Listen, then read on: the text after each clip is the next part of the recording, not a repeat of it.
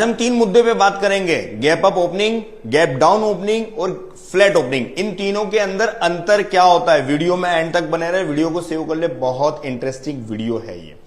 पहले मैं आपको बताता हूं gap up opening. Gap up opening क्या होती है कि मार्केट उसके क्लोजिंग प्राइस से ऊपर ओपनिंग करता है ना, इसे कहते हैं गैप अप। अब गैप अप के अंदर ट्रेडिंग के सेटअप्स क्या होते हैं, है ना। देखो क्या होता है गैप अप के अंदर कि सपोज गैप अप हुआ, गैप आने के बाद अगर कल की क्लोजिंग के नीचे अगर वो होल्ड करने लग जाए तो फिर उसके अंदर डाउन मोमेंटम आता है।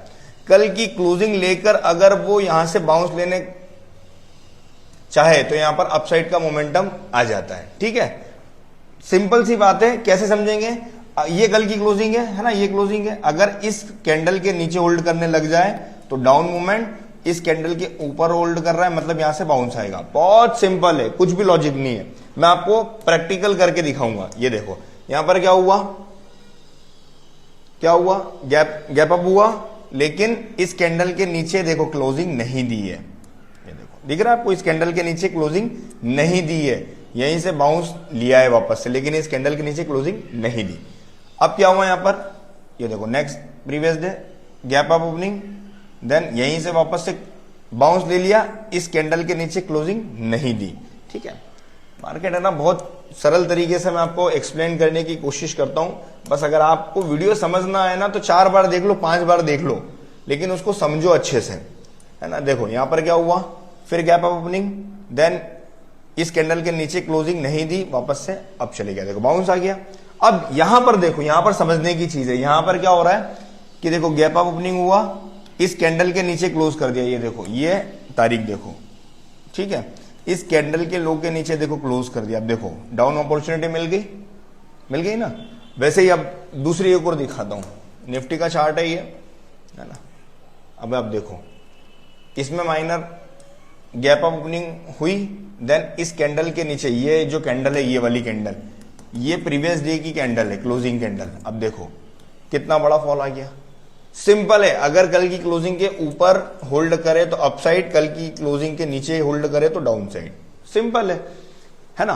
अब गैप, ये तो गैप अप ओपनिंग की बात हो गई। सेम इसमें गैप डाउन की भी यही सिनेरियो होता है कि अगर गैप डाउन होता है मार्केट, कि चलो हम मानते हैं कि गैप डाउन हो गया, तो गैप डाउन के अंदर क्या पॉसिबिलिटी बनती है। देखो मार्केट अगर गैप डाउन हुआ है ना, तो पहले क्या सिनेरियो आएगा, जैसे कि गैप डाउन हुआ है ना, तो या तो पहले वो ये जो कैंडल क्लोजिंग है, ये कैंडल क्लोजिंग है, अगर इस कैंडल के नीचे ही वो होल्ड कर रहा है तो डाउन, गैप लेके वो डाउन आ जाएगा, और अगर इस कैंडल के ऊपर क्लोजिंग कर रहा है तो फिर वो अप चले जाएगा।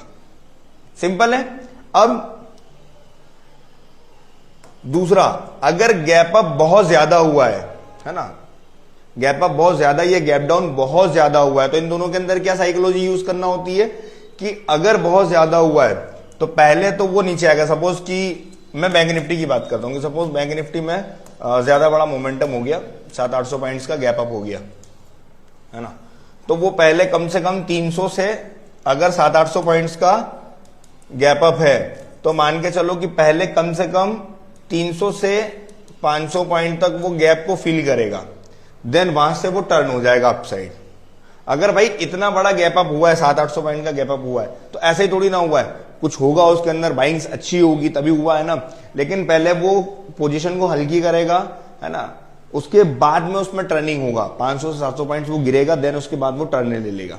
ठीक है, अगर कल की क्लोजिंग के नीचे वो क्लोज कर देता है तो फिर तो डाउन ही देखेंगे हम, और अगर क्लोजिंग के ऊपर से बाउंस ले रहा है मतलब अपसाइड देखेंगे। सिंपल सा लॉजिक है। सेम इसके अंदर डाउन भी होता है, अगर डाउन के अंदर भी 700-800 पॉइंट नीचे खुलता है तो ऊपर जाएगा पहले 300-400 पॉइंट, उसके बाद में डाउन आएगा। ठीक है, और ऐसे ही। अब बात करते हैं फ्लैट ओपनिंग पे कि फ्लैट ओपनिंग में क्या होता है। देखो फ्लैट ओपनिंग में सिंपल सी बात है, जैसे कि ये देखो, ये फ्लैट ओपनिंग हुई है ना, सपोज हो, ये देखो यहां पर क्या हुआ, ये फ्लैट ओपनिंग है।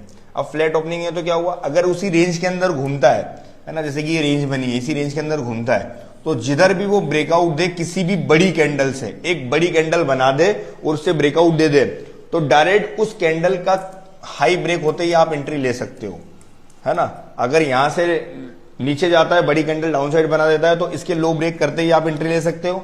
बड़ी कैंडल बना देता है, बड़ी होना चाहिए, बड़ी मतलब ये पूरी रेंज को एक साथ में खा जाए, इतनी बड़ी कैंडल चाहिए, छोटी मोटी नहीं चलेगी, बड़ी कैंडल चाहिए। ठीक है, ये कैंडल यहां पर बन गया, हाई ब्रेक हुआ, देन अपसाइड एंट्री हो जाएगी। बहुत सिंपल होता है, बहुत सिंपल थ्योरी है। वीडियो कैसा लगा? क्या आपने ये सब चीजें पहले देखी थी? नहीं देखी तो कमेंट्स में जरूर बताएं वीडियो कैसा लगा, और दोस्तों को शेयर करना ना भूलें। जय हिंद, जय भारत।